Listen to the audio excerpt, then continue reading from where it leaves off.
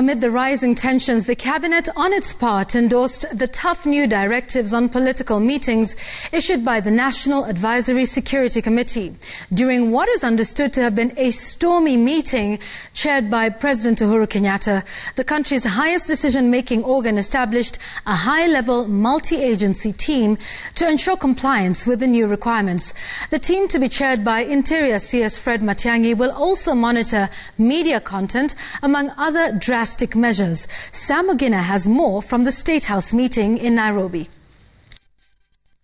This was the first sitting of the full cabinet since the president came back into the country. The head of state reportedly concerned about the events that took place while he was away.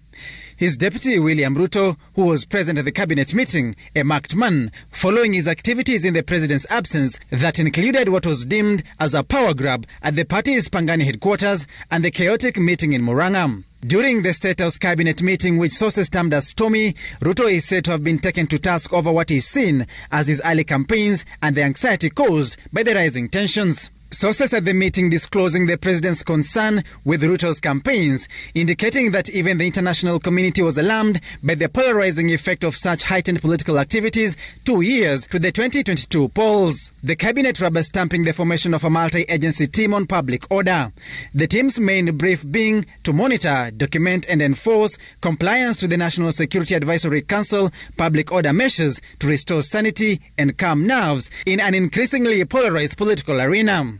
The multi-agency team will have membership from the Ministry of Interior, the Office of the Attorney General, Ministry of ICT and Youth Affairs, National Intelligence Service, National Police Service, comprising of one representative of the Kenya Police Service, Administration Police Service, and the Directorate of Criminal Investigations, the National Cohesion and Integration Commission, ICT Authority, and the Communications Authority. From now, it is mandatory for all organizers of political gatherings to notify local police bosses at least 3 days to the event, giving details of the date, time, duration, and route of the meetings. This after the cabinet approved and sanctioned these directives by the National Security Advisory Council.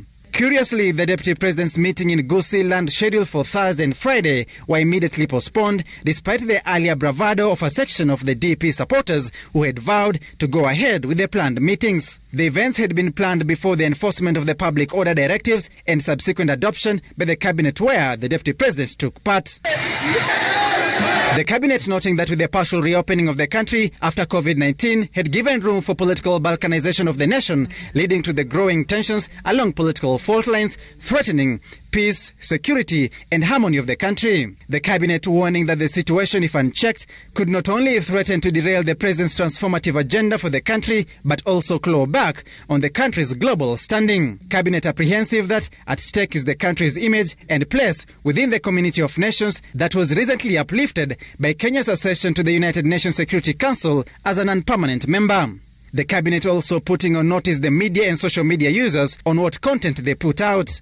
But with the Deputy President's allies remaining defiant on social media and dismissing the new directives, the next few days will be a major test of the government's resolve to keep the tensions in check. Sam Ogina, Citizen TV, Nairobi.